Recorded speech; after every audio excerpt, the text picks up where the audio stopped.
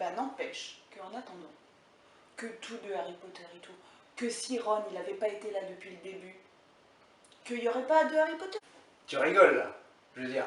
On Bah, parle de Ronald Weasley, oui. le mec le plus con de la saga. Il est pas con, il est Il drôle. est plus con que Neville Londubat. Il a gagné la bataille de l'échiquier. Déjà dès le premier tome, il a gagné la bataille de l'échiquier. C'est grâce à lui que Harry retrouve la pierre philosophale. Si tu veux un bon sidekick, tu prends Hermione. Ron, il aurait jamais pu faire la bataille de l'échiquier si Hermione, elle l'avait pas libéré du filet du diable. Il aurait trouvé un moyen de toute façon de s'en défaire. Ouais, quand il était comme ça. Pourquoi pas, éventuellement. N'empêche que Hermione s'est incrustée quand même après Ron dans le wagon, dans le Poudlard Express. C'est Ron qui a parlé en premier à Harry. C'est Ron le premier. Ouais, mais qui c'est qui a dit à Ron qu'il avait une tâche là? Hermione. On fait Noël dans le terrier. Non. On fait Noël avec Ron. Harry pécho qui déjà à la fin? Ah, la sœur de Ron. Pas le frère ou la sœur d'Hermione, pas même Hermione. Ron le laisse pécho sa propre sœur. Tu veux dire que Ron, il a vendu sa sœur à Harry? C'est super féministe ça? Le bal d'hiver. Oui. Hermione, elle avait tellement pas d'amis. Elle était tellement fâchée après Harry et Ron, on sait pas trop pourquoi d'ailleurs, elle a décidé.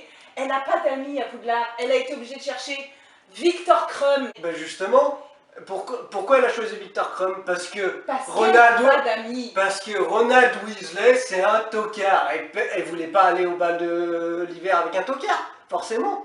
Et du coup, avec qui il se retrouve, Ronald Weasley? Il se retrouve avec une des jumelles Patty.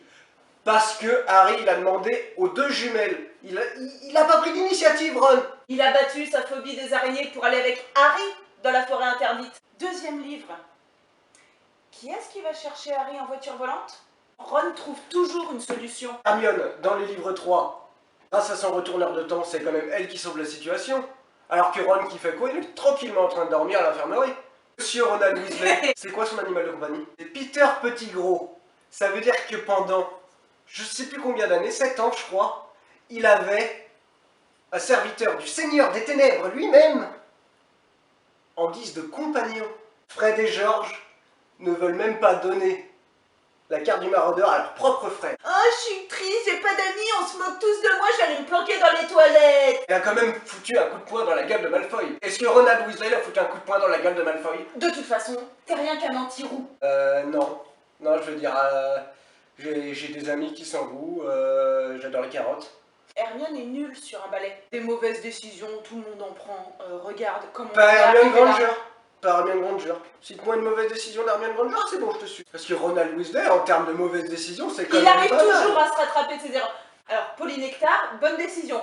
Poil de chat dans le polynectar, mauvaise décision. Avec sa gueule, Ronald Weasley est loyal. C'est un bon toutou. Bon, Seigneur des Anneaux?